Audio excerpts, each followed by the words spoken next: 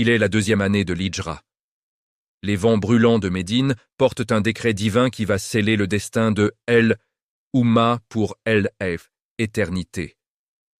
Après les épreuves de la Mecque, les compagnons sont prêts pour El-R, acte D, adoration ultime, le jeûne qui purifie les âmes et forge la taqwa.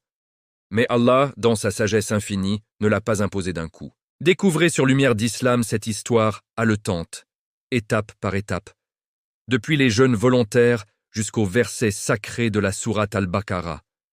Un voyage authentique qui va vous émerveiller et renforcer votre foi. Si ce récit vous touche en plein cœur, likez cette vidéo, abonnez-vous dès maintenant à la chaîne Lumière D, Islam, et laissez dans les commentaires un message d'espoir envers Allah tel que « Ô Allah, accorde-nous la force de jeûner comme les Sahaba et de te plaire pleinement. » Chapitre 1.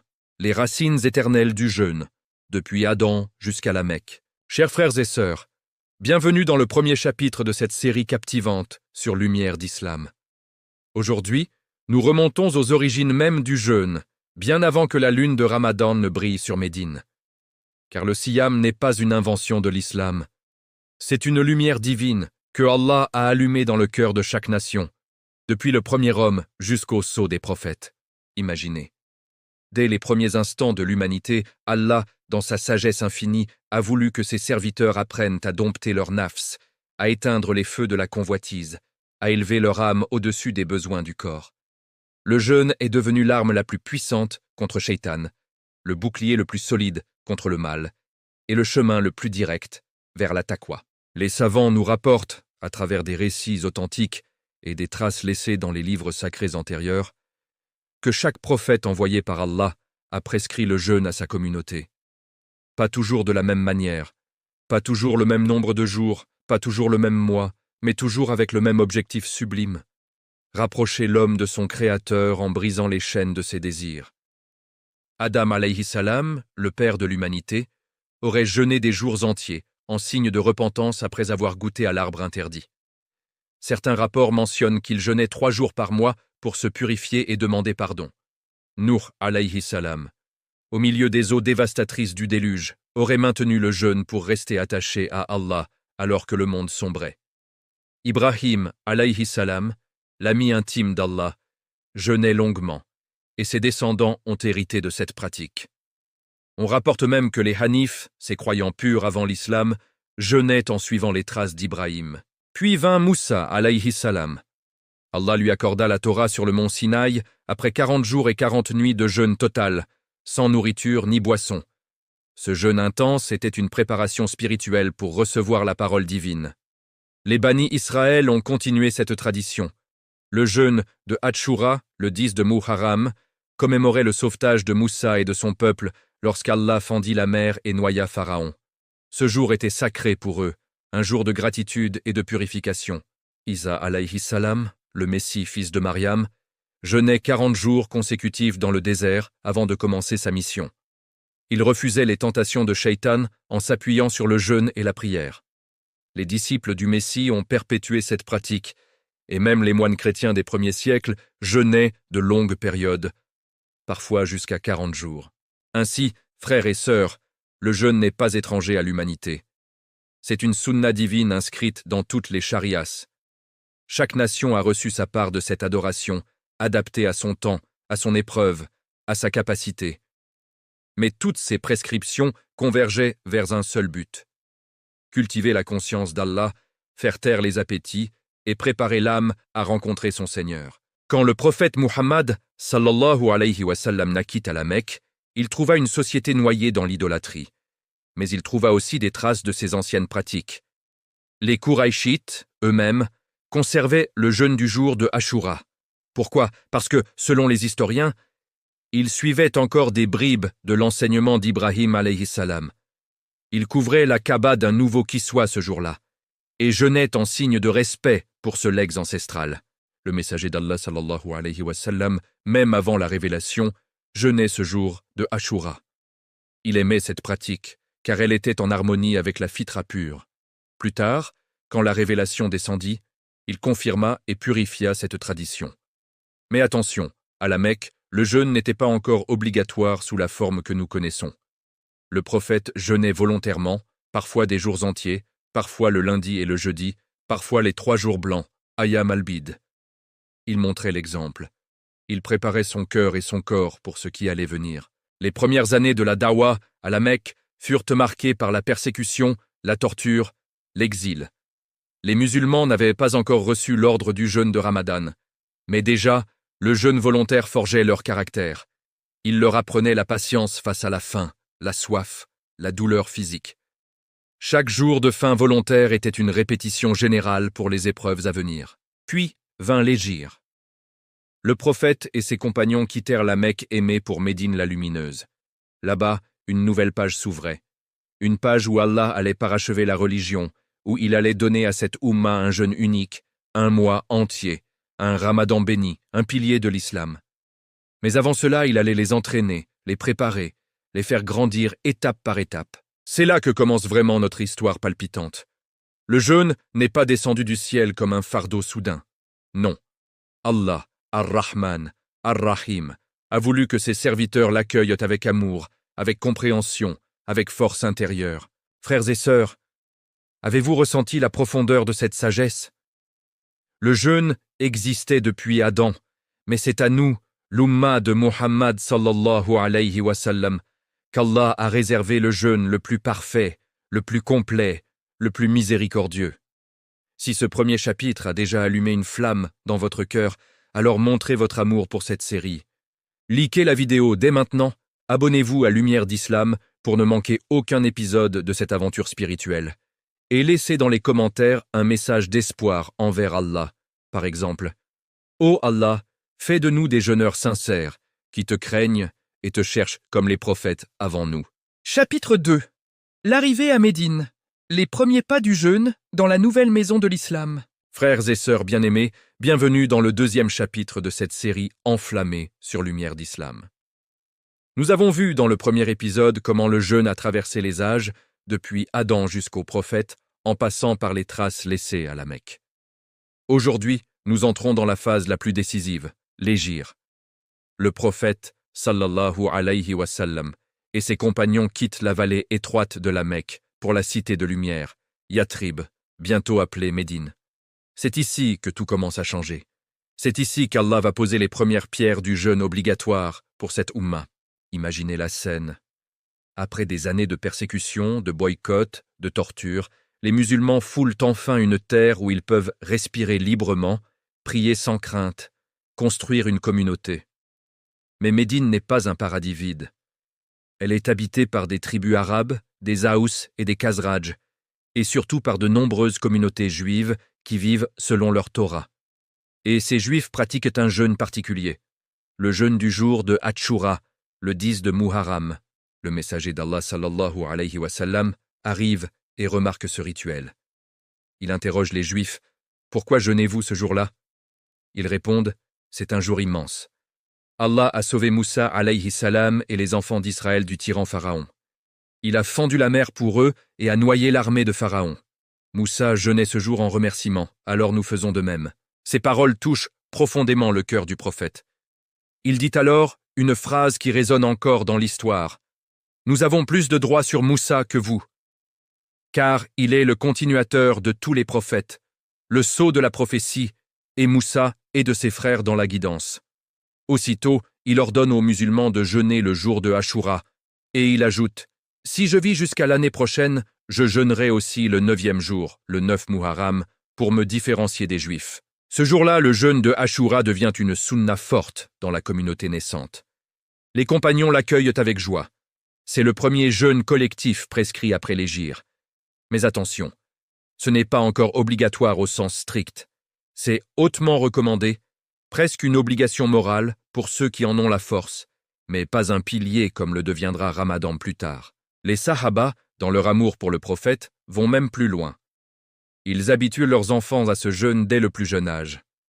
On rapporte dans les hadiths authentiques que les mères fabriquaient des jouets pour distraire les petits quand la faim les prenait.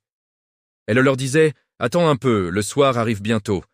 Ainsi, dès l'enfance, on plantait la graine de la patience, de l'endurance, de la soumission à Allah. Médine devenait une école vivante de taqwa. Mais le jeûne ne s'arrête pas à Ashura. Le prophète sallallahu alayhi wa sallam encourageait aussi les jeûnes volontaires les plus puissants, les ayyam al-bid, les 3 jours blancs du mois lunaire, le 13, 14 et 15 de chaque mois arabe. Ces jours où la lune est pleine et brillante comme un miroir reflétant la lumière divine. Jeûner ces 3 jours équivalait, selon le hadith, à jeûner toute l'année, car la récompense est multipliée. Ajoutez à cela les jeûnes du lundi et du jeudi, jours où les actions sont présentées à Allah, et les jeûnes de Arafat pour ceux qui ne font pas le Hajj, et les jeûnes de Ashura. À ce stade, les musulmans jeûnent déjà beaucoup, mais de façon volontaire et progressive. Allah, dans sa miséricorde infinie, les entraîne doucement. Il ne leur impose pas d'un coup 30 jours consécutifs sans manger ni boire du lever au coucher du soleil. Non. Il les prépare physiquement, mentalement, spirituellement. Pourquoi cette préparation graduelle? Parce que jeûner un mois entier est une épreuve colossale. Abandonner la nourriture, l'eau, les relations conjugales, contrôler sa langue, ses regards, ses pensées. C'est une guerre intérieure contre le nafs et contre Shaitan. Allah sait que l'homme est faible. Il ne voulait pas que cette Ummah craque sous le poids d'un commandement trop lourd trop tôt. Il voulait qu'ils goûtent d'abord aux douceurs du jeûne volontaire, qu'ils en ressentent les bienfaits, la clarté du cœur, la légèreté de l'âme, la proximité avec Allah. À Médine, les musulmans vivaient cette phase transitoire avec émerveillement. Ils jeûnaient Ashura avec ferveur. Ils jeûnaient les jours blancs avec enthousiasme. Ils voyaient les Juifs jeûner selon leurs lois, les chrétiens pratiquaient leur carême, et ils se disaient « Quand viendra donc notre propre mois sacré, notre propre adoration distinctive ?» Le cœur des Sahaba brûlait d'impatience. Ils étaient prêts. Leur corps s'était habitué à la faim. Leurs âmes s'étaient élevées. Les vents de Médine semblaient en murmurer « Le décret approche ». Et ce décret allait tomber au moment le plus inattendu, juste avant l'une des plus grandes batailles de l'histoire. Badr. Mais avant cela, Allah allait révéler les premiers versets sur le jeûne obligatoire, avec une flexibilité qui montre à quel point il est Ar-Rahman. Frères et sœurs, ressentez-vous déjà cette montée en puissance? Cette préparation divine, cette sagesse qui ne laisse rien au hasard? Le jeûne de Ramadan n'est pas arrivé par surprise. Il a été construit pierre par pierre dans les cœurs des croyants. Si ce chapitre vous a fait voyager dans le temps et vibrer d'amour pour la sunna du prophète sallallahu alayhi wa sallam, alors exprimez-le. Likez cette vidéo tout de suite.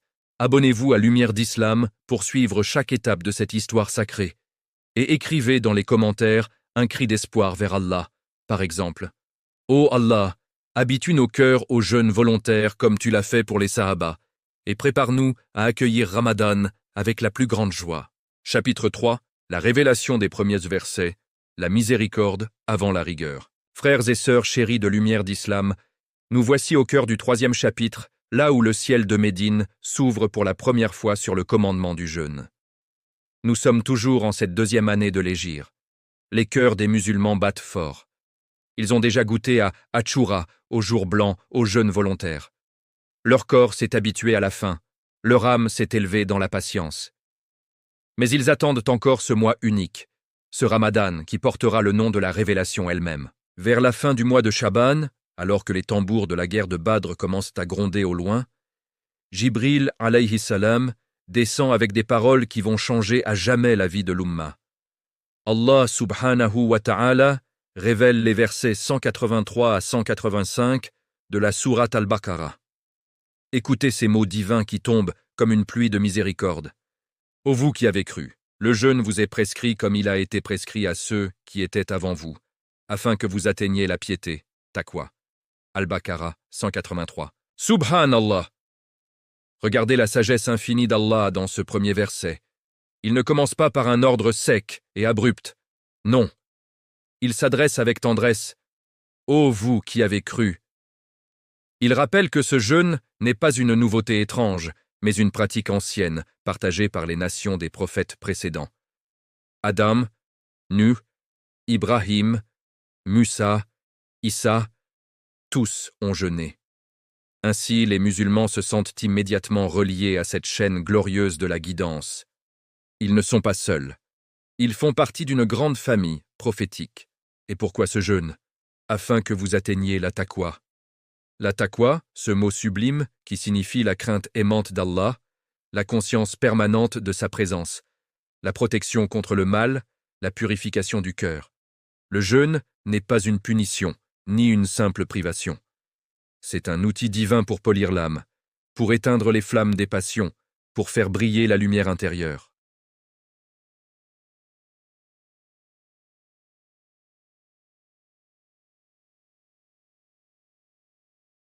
Imaginez la scène à Médine. Certains Sahaba, encore affaiblis par les années de famine à la Mecque, ou par le travail harassant dans les palmeraies, ou par l'âge, se disent « Alhamdulillah, Allah nous connaît. Il ne nous charge pas au-delà de nos forces. » Alors, ceux qui se sentaient forts jeûnaient avec enthousiasme. Ceux qui craignaient pour leur santé donnaient à manger à un miséreux.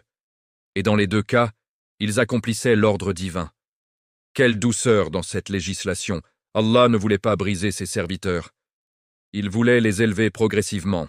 Abu Qais Aslami rapporte dans un hadith authentique rapporté par l'imam al-Bukhari.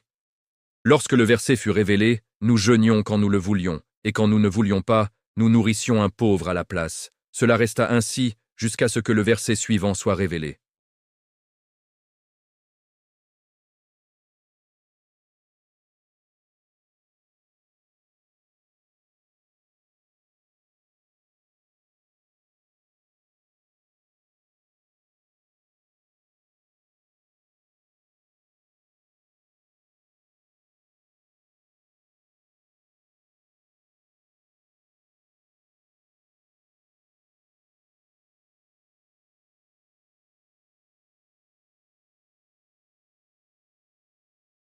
Mais Allah savait que cette Ummah était capable de plus. Il voulait les amener à goûter pleinement la saveur du sacrifice total, à briser leur nafs par la faim et la soif, à atteindre les plus hauts degrés de taqwa. Alors, peu après, toujours en Chaban, ou au début de Ramadan, une nouvelle révélation descendit, annulant la facilité précédente pour les personnes valides et résidentes. Allah dit, le mois de Ramadan est le mois au cours duquel le Coran a été descendu comme guide pour les gens et preuve claire de la bonne direction et du discernement. Quiconque d'entre vous est présent en ce mois, qu'il jeûne donc. Al-Baqarah, 185. À partir de cet instant, plus d'options. Le jeûne devient obligatoire pour tout musulman saint, résident, pubère.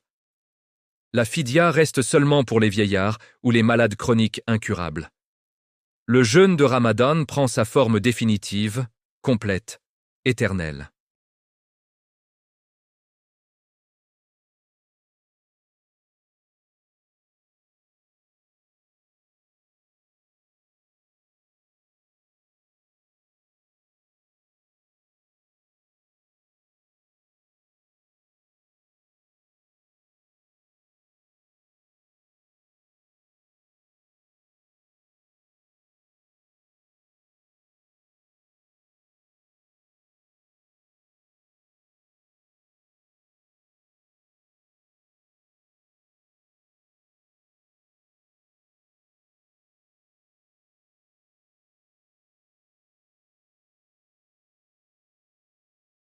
Chapitre 4. Le mois de Ramadan, le mois du Coran et le verrou final de l'obligation. C'est alors que descend le verset le plus lumineux sur le jeûne, le verset 185 de la sourate Al-Baqarah. Subhanallah.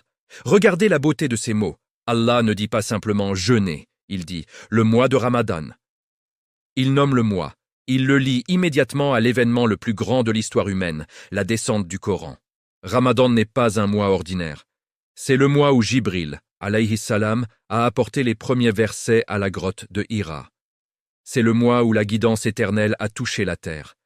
C'est le mois où la nuit du destin, Laylat al-Qadr, descend meilleure que 1000 mois. Allah lie le jeûne à cet honneur immense pour que chaque musulman ressente « Je jeûne le mois du Coran ». Les compagnons accueillent cette révélation avec un mélange d'émotions profondes et de joie immense. Certains pleurent de gratitude. d'autres se prosternent en remerciement. Ils comprennent que Allah les a élevés à un rang sublime, celui de porter un jeûne complet, un mois entier, du fajr au coucher du soleil, en abandonnant nourriture, boisson, relations conjugales et en luttant contre toute forme de péché. Ils savent que ce mois va être leur plus grand test, mais aussi leur plus grande victoire.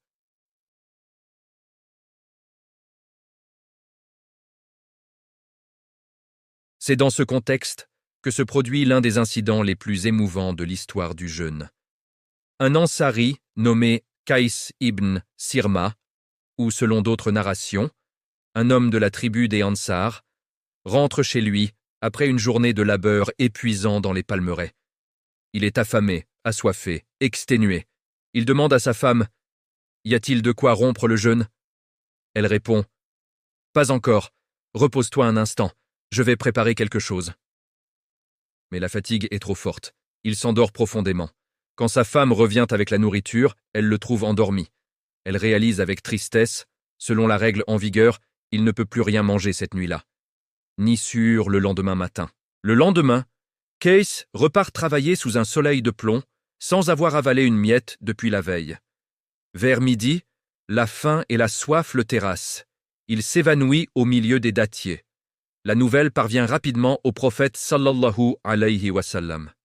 Le visage du messager de la miséricorde se crispe de douleur. Il aime ses compagnons comme ses propres enfants. Voir l'un d'eux souffrir ainsi le touche profondément. Mais il ne peut changer une règle divine sans wahi. Alors il attend, le cœur serré. Et Allah, Ar-Rahman Ar-Rahim, répond à cette souffrance. Il descend le verset 187 de la sourate Al-Baqarah. Il vous est permis, la nuit du jeûne, d'avoir des relations avec vos femmes. Elles sont un vêtement pour vous, et vous êtes un vêtement pour elles. Allah sait que vous vous trompiez à vous-même. Il vous a donc pardonné et vous a gracié. Maintenant, usez de vos femmes et cherchez ce qu'Allah a prescrit pour vous. Mangez et buvez jusqu'à ce que se distingue pour vous le fil blanc de l'aube du fil noir de la nuit.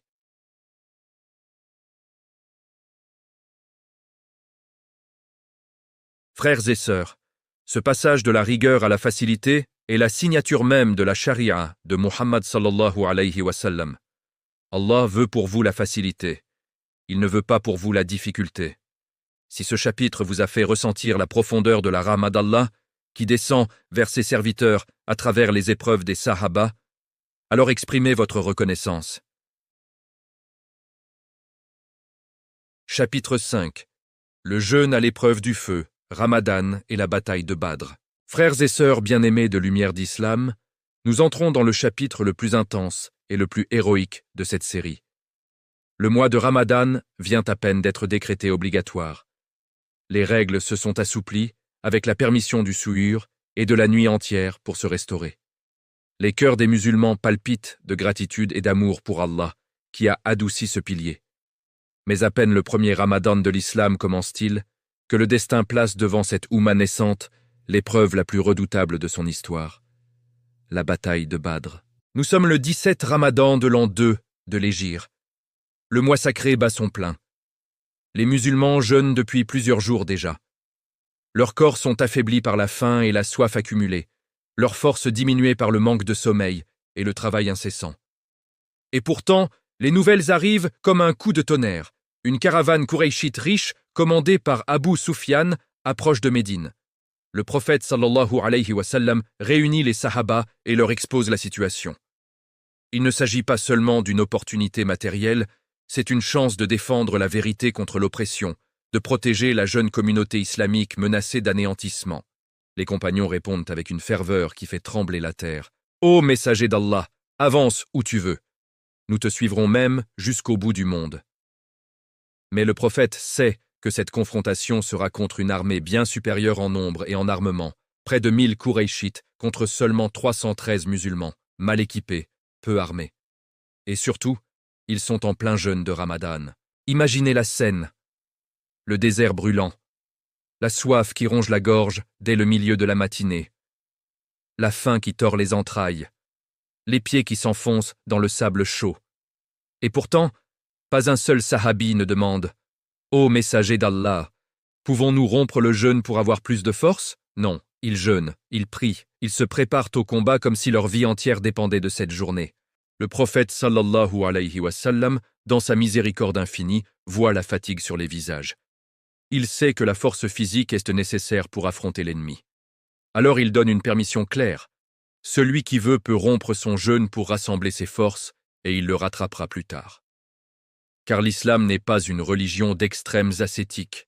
Quand la préservation de la vie, de la foi et de la communauté l'exige, rompre le jeûne devient un acte d'adoration. Mais écoutez bien, la plupart des sahaba refusent cette permission. Ils préfèrent rester en état de jeûne, même affaiblis, pour multiplier leurs récompenses auprès d'Allah.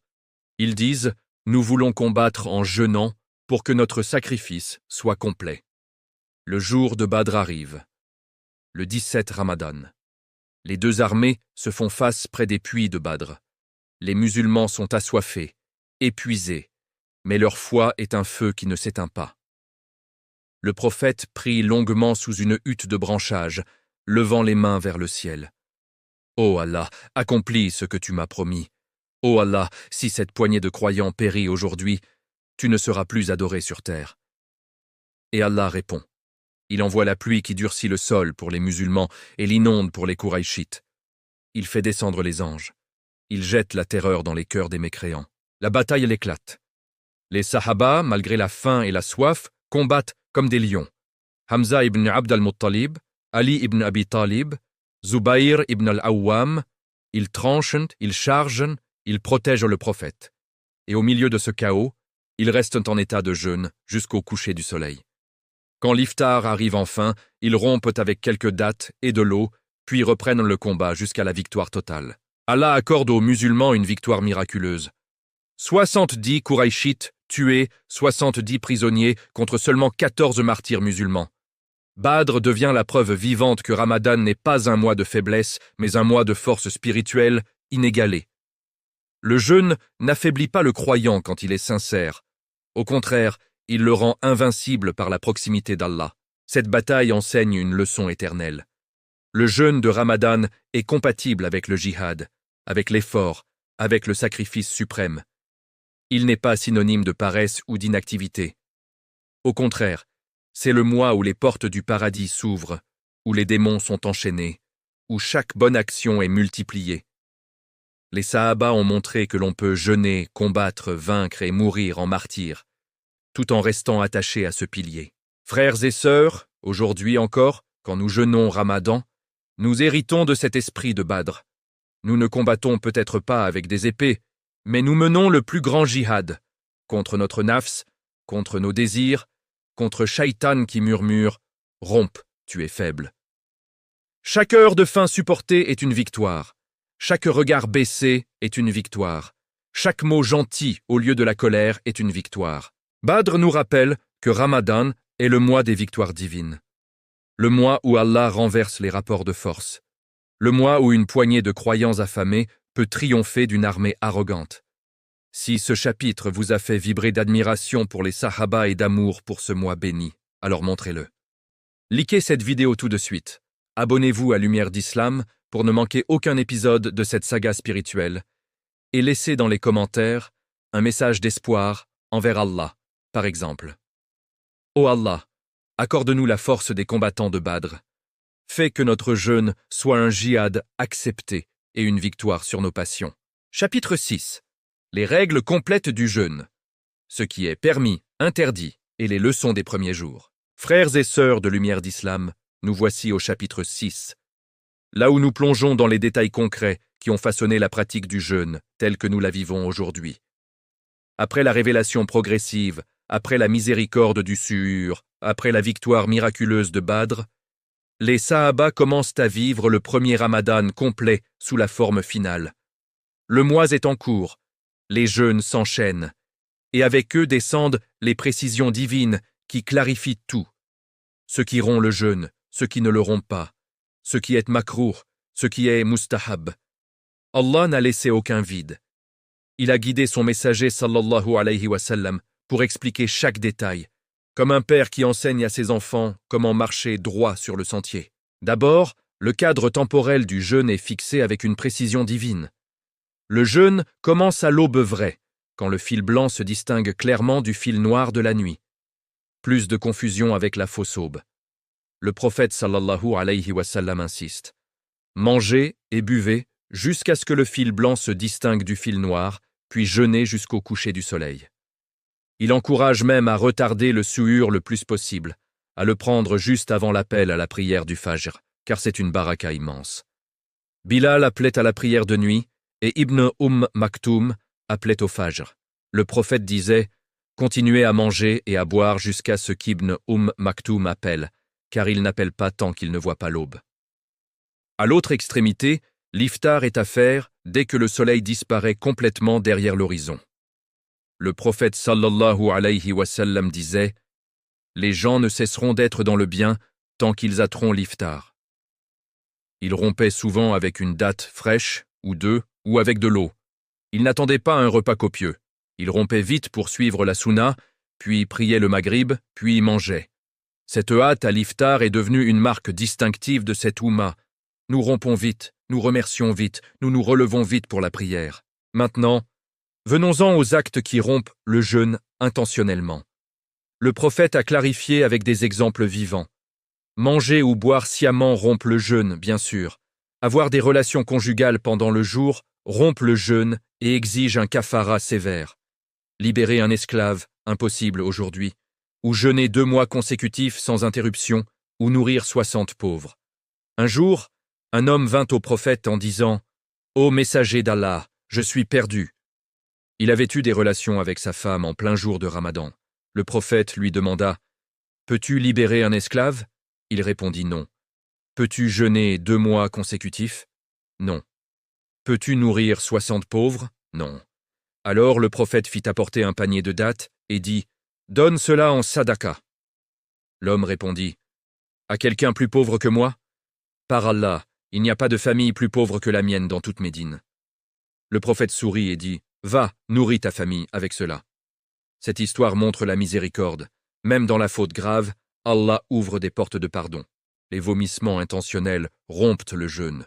Mais si c'est involontaire, le jeûne reste valide.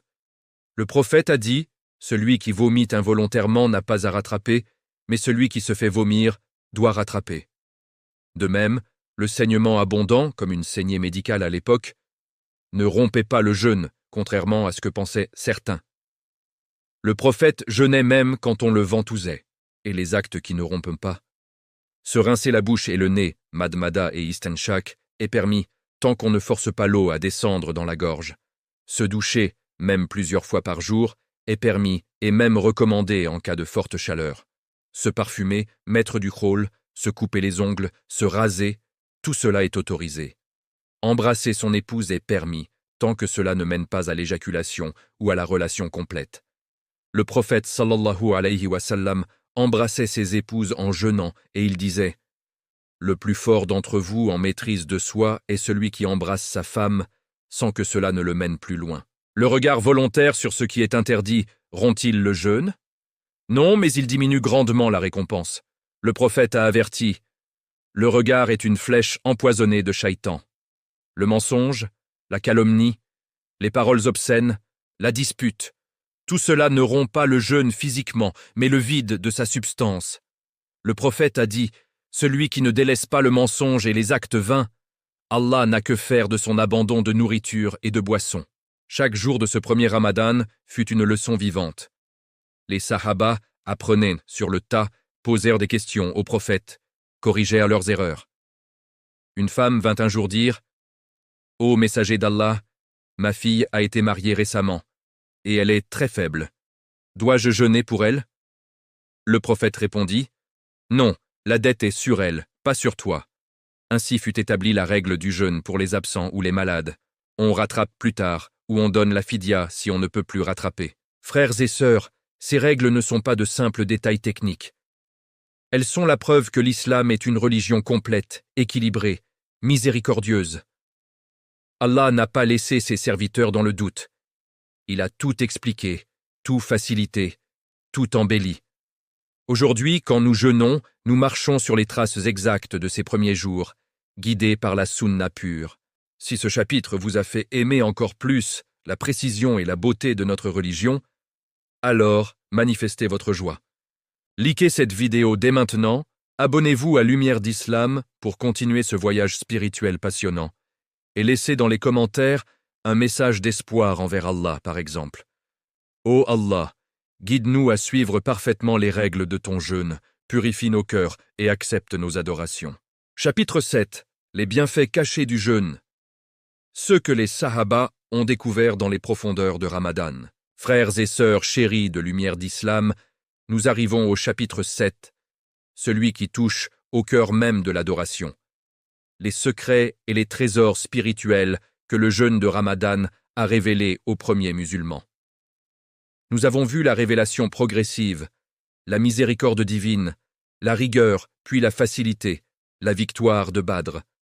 Mais maintenant, penchons-nous sur ce que les Sahaba ont ressenti dans leur chair et dans leur âme quand ils ont jeûné ce premier Ramadan complet. Car le jeûne n'est pas seulement une privation, c'est une ouverture sur des mondes invisibles, une purification qui transforme l'homme de l'intérieur. Dès les premiers jours, les compagnons ont remarqué des changements profonds. Leur cœur devenait plus léger, leurs pensées plus claires, leurs prières plus concentrées. Le prophète sallallahu alayhi wa sallam leur avait dit « Le jeûne est un bouclier ». Et ils le vivaient littéralement. Shaitan, qui rôdait autour d'eux à la Mecque pour les faire douter, semblait s'éloigner. Les tentations diminuaient, la colère s'apaisait. Même les disputes entre tribus, Aus et Khazraj, s'effaçaient devant la fraternité du jeûne. Ils se regardaient et disaient « Nous sommes tous affamés ensemble, assoiffés ensemble, nous endurons la même épreuve pour le même Seigneur. » Un hadith célèbre rapporte que le prophète sallallahu alayhi wa sallam a déclaré « Quand arrive le mois de Ramadan, les portes du paradis s'ouvrent, les portes de l'enfer se ferment et les démons sont enchaînés. » Les Sahaba ont vu cela de leurs propres yeux. Les nuits de Tarawih étaient remplies de larmes et de supplications. Les mosquées de Médine, encore simples, résonnaient de récitations du Coran jusqu'à l'aube. Les gens qui auparavant dormaient profondément après l'iftar se relevaient pour prier, pour demander pardon, pour se rapprocher d'Allah. Le jeûne avait ouvert en eux une soif spirituelle plus grande que la soif physique.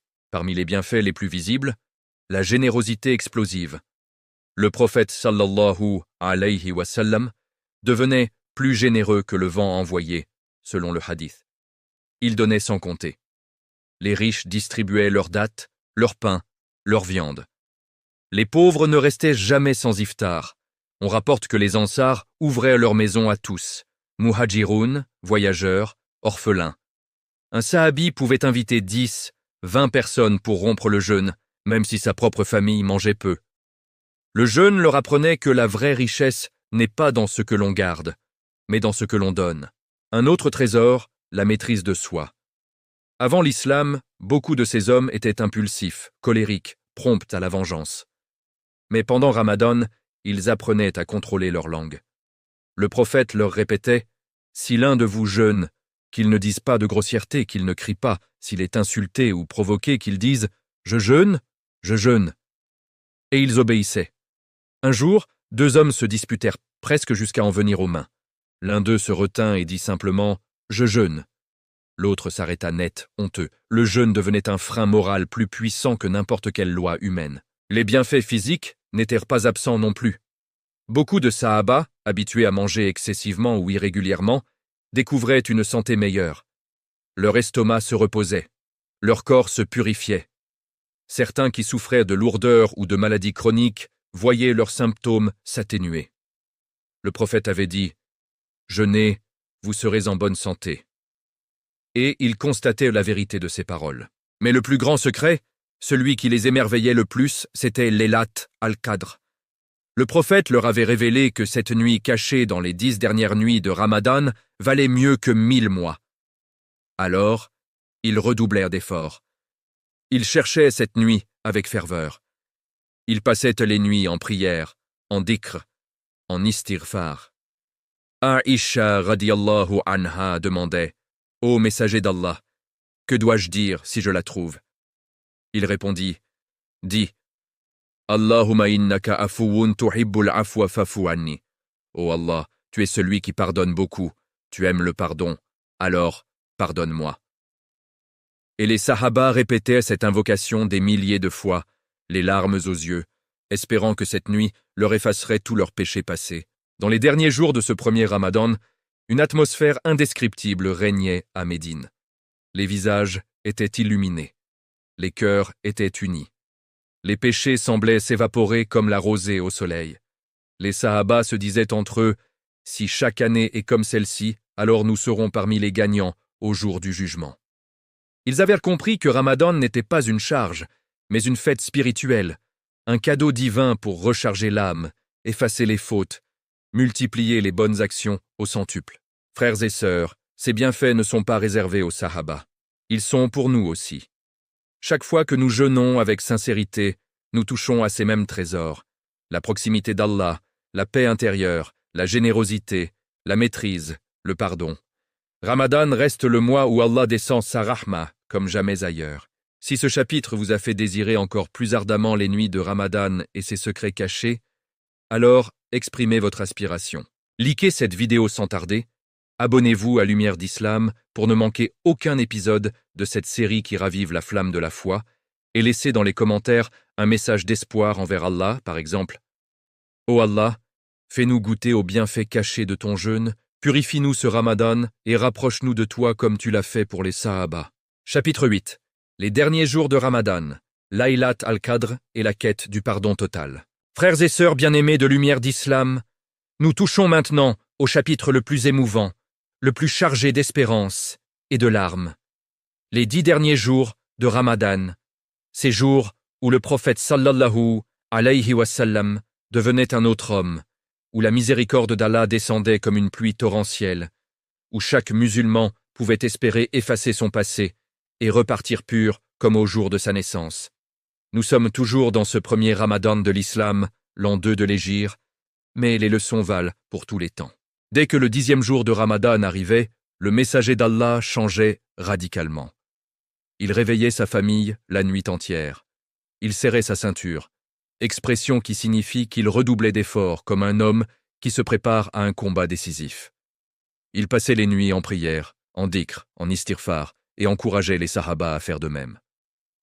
Aïcha radiyallahu anha raconte, « Le prophète ne passait pas une seule nuit de ces 10 jours à dormir complètement. Il priait jusqu'à ce que ses pieds enflent et quand on lui disait « Ô messager d'Allah, pourquoi fais-tu cela alors qu'Allah t'a déjà pardonné tes péchés passés et futurs ?» Il répondait « Ne dois-je pas être un serviteur reconnaissant ?» C'est dans ces nuits que fut révélée l'une des plus grandes promesses divines, Laylat al-Qadr. Le prophète sallallahu alayhi wa sallam annonça « Cherchez Laylat al-Qadr dans les 10 dernières nuits, surtout dans les nuits impaires. » Et il ajouta cette parole qui fait trembler les cœurs. Celui qui se tient en prière la nuit de Laylat al-Qadr avec foi et en espérant la récompense, ses péchés passés lui seront pardonnés. Imaginez ce que ressentaient les Sahaba.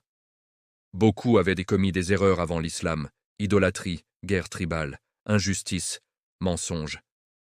D'autres, même après leur conversion, avaient failli par faiblesse humaine. Mais voilà qu'Allah leur offrait une nuit meilleure que 1000 mois, soit plus de 83 années de vie. Une nuit où une seule prière, un seul dua sincère, un seul pleur de repentir pouvait effacer des décennies de fautes. Ils se disaient « Si nous manquons cette nuit, nous serons les plus grands perdants de l'histoire. » Alors ils se lançaient dans une quête fiévreuse. Certains se retiraient dans la mosquée pour l'itikaf. Le prophète lui-même faisait itikaf les 10 derniers jours, et ses épouses l'imitèrent parfois. D'autres restaient chez eux, mais passaient la nuit en prière. Les mosquées de Médine, encore modestes, se remplissaient après l'iftar. On y récitait le Coran à voix haute, on y faisait du dhikr en groupe, on y pleurait en demandant pardon. Les larmes coulaient sans retenue. Un sahabi pouvait passer des heures prosterné répétant « Allahumma innaka afuwun tuhibbul afwa fa'fu anni » Ô Allah, tu es celui qui pardonne beaucoup, tu aimes le pardon, alors pardonne-moi. Le prophète guidait cette quête avec précision. Il disait « Cherchez-la dans les 9 dernières, puis dans les 7 dernières, puis dans les 5 dernières, puis dans les 3 dernières, puis dans la dernière nuit. » Il encourageait à multiplier les actes. Prière surérogatoire, lecture du Coran, sadaka, sourire aux autres, aider son voisin, pardonner à ceux qui nous ont offensés. Car Laylat al-Qadr n'est pas seulement une nuit de prière. C'est une nuit où chaque bonne action est multipliée par des milliers. Un soir, pendant ces 10 jours, le prophète sortit voir les étoiles et dit « Regardez le ciel cette nuit. Il est plus lumineux, plus calme. » Certains sahabas rapportent avoir vu des lumières inhabituelles, des étoiles plus brillantes, une atmosphère de paix totale. Mais Laylat al-Qadr reste cachée pour que nous la cherchions avec sincérité chaque année, sans nous reposer sur une date fixe. C'est une épreuve d'amour. Allah veut voir qui le cherche vraiment. Et quand arrivait enfin l'aube du premier Shawwal, après la dernière nuit, les Sahaba sortèrent de chez eux transformés. Leurs visages rayonnaient, leurs cœurs étaient légers. Beaucoup disaient « Je sens que mes péchés ont été effacés. Je me sens comme un nouveau-né. » Le prophète sallallahu alayhi wa sallam leur apprenait à célébrer l'Aïd non comme une fête de nourriture, mais comme une fête de reconnaissance. Remercier Allah pour le mois écoulé, pour le pardon espéré, pour la force d'avoir tenu le jeûne. Ces 10 jours ont laissé une empreinte éternelle. Depuis ce premier Ramadan, chaque musulman sait que les derniers jours sont les plus précieux. C'est là que se joue le destin de l'année. Pardon total ou regret éternel. Les Sahaba nous ont transmis cette urgence. Ne jamais négliger ces nuits, ne jamais dormir complètement pendant qu'Allah descend sa rahma. Frères et sœurs, aujourd'hui encore, quand nous entrons dans les 10 derniers jours, nous revivons cette quête. Chaque nuit impaire peut être Laylat al-Qadr. Chaque dua peut être exaucé. Chaque larme peut laver un passé entier. Ne laissons pas passer ces moments sans nous battre pour eux. Si ce chapitre vous a fait sentir l'urgence et la beauté des derniers jours de Ramadan, alors manifestez votre détermination. Likez cette vidéo immédiatement. Abonnez-vous à Lumière d'Islam pour ne rater aucun épisode de cette série qui touche l'âme. Et laissez dans les commentaires un message d'espoir envers Allah, par exemple. Ô Allah, fais-nous atteindre Laylat al-Qadr cette année. Pardonne-nous tous nos péchés et accepte-nous parmi tes serviteurs reconnaissants. Chapitre 9. La victoire spirituelle. Ce que les Sahaba ont rapporté après le premier Ramadan. Frères et sœurs de la grande famille de Lumière d'Islam, nous voici au chapitre 9, celui qui célèbre la moisson après la semence, la récompense après l'effort, la transformation après l'épreuve. Le premier Ramadan de l'islam touche à sa fin. Le premier Shawwal approche. Les musulmans de Médine sortent de ce mois comme on sort d'un cocon, changés, purifiés, plus forts, plus proches d'Allah que jamais. Ils ont jeûné dans la faim et la soif, ils ont prié dans les nuits interminables, ils ont cherché Laylat al-Qadr avec une ardeur qui faisait trembler les cœurs. Maintenant, ils regardent en arrière et mesurent l'immensité de ce que Allah leur a accordé. Dès les premiers signes de l'Aïd, une joie indescriptible envahit la cité.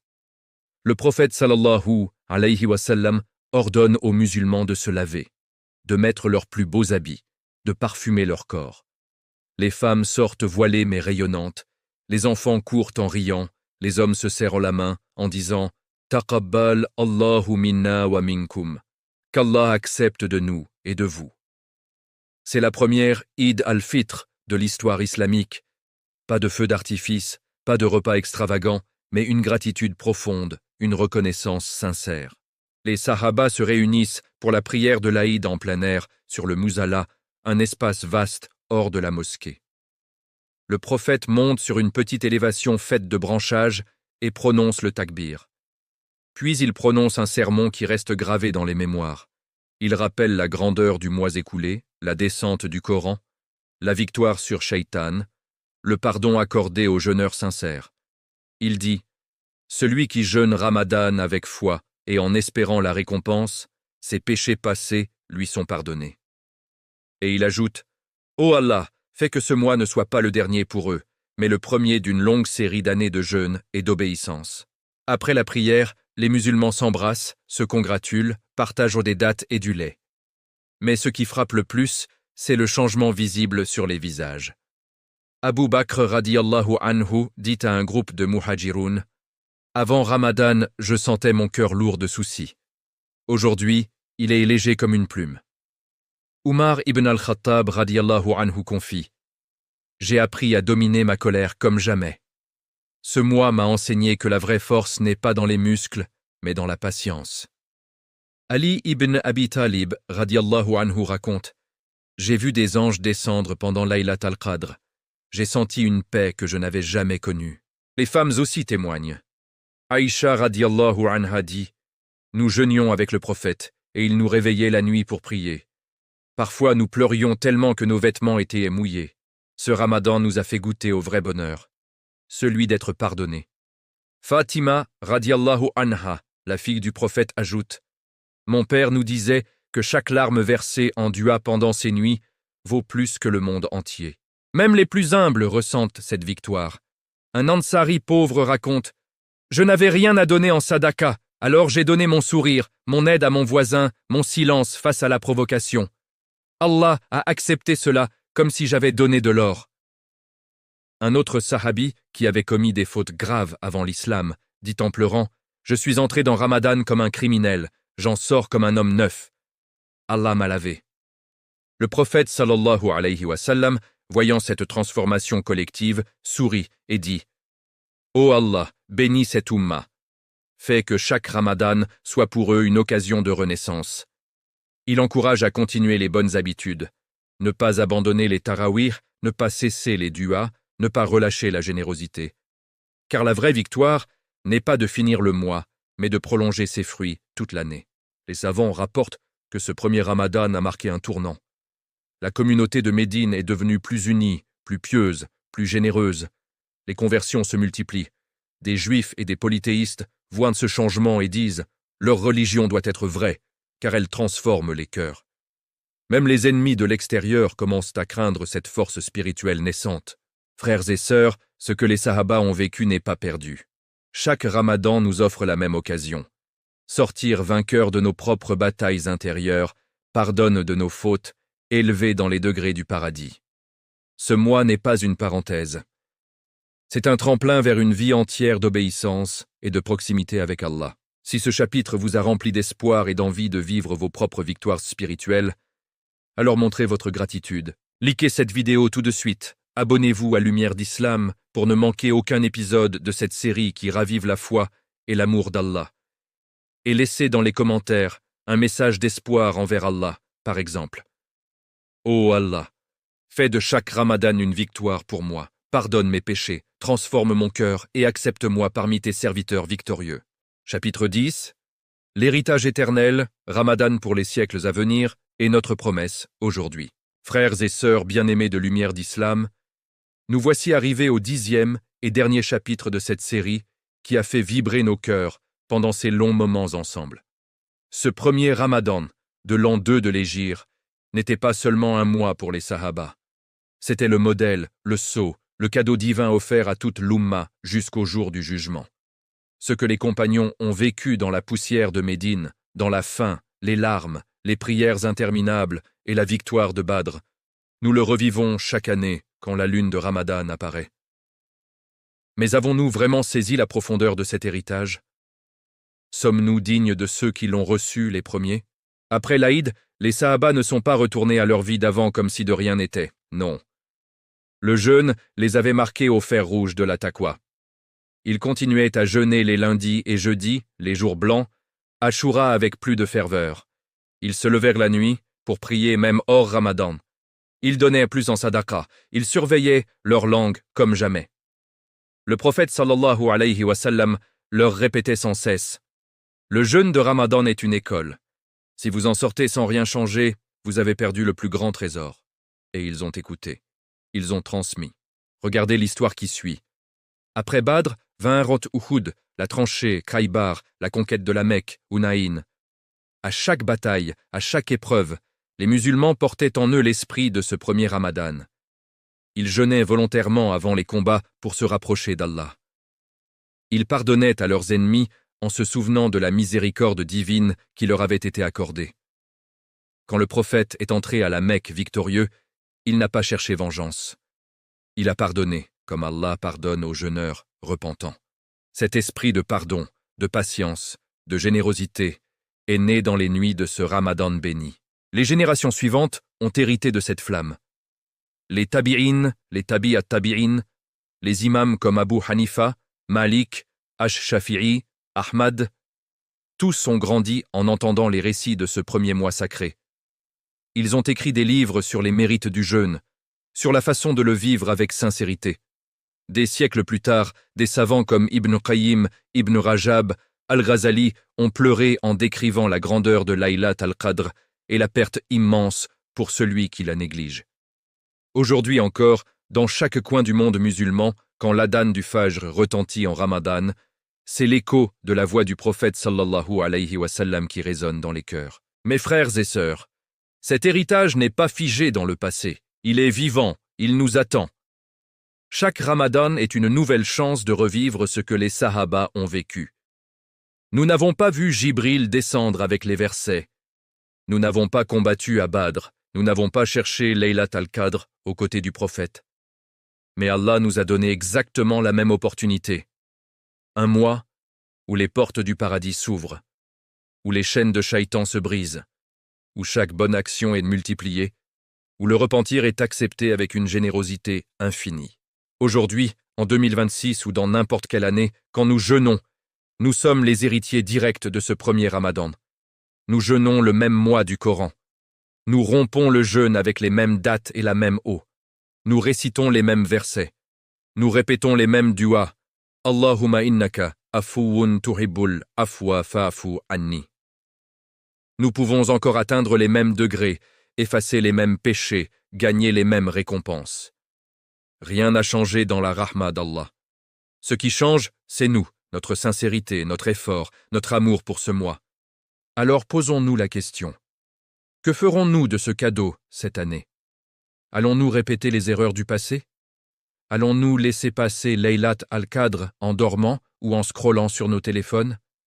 Allons-nous sortir de Ramadan exactement comme nous y sommes entrés? Ou allons-nous nous engager dès maintenant à faire de ce mois un tournant véritable?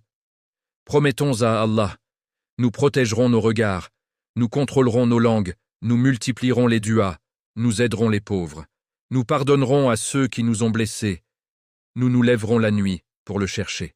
Le prophète sallallahu alayhi wa sallam a dit, peut-être qu'un jeûne lui sera accordé un jour qui le sauvera du feu. Peut-être qu'une prière de nuit lui sera accordée qui l'élèvera au paradis. Ce peut-être est une porte ouverte pour chacun de nous. Saisissons-la. Frères et sœurs, cette série touche à sa fin, mais l'histoire de Ramadan ne finit jamais. Elle se renouvelle chaque année, tant que nous respirons. Que ce premier Ramadan des Sahaba nous inspire jusqu'à notre dernier souffle. Qu'Allah fasse de nous des jeûneurs acceptés, des repentants pardonnés, des serviteurs reconnaissants. Si toute cette série, de la révélation progressive jusqu'à cette promesse éternelle, a touché votre cœur, a rallumé en vous l'amour de Ramadan et la crainte aimante d'Allah, alors honorez cette lumière. Et likez cette vidéo finale dès maintenant.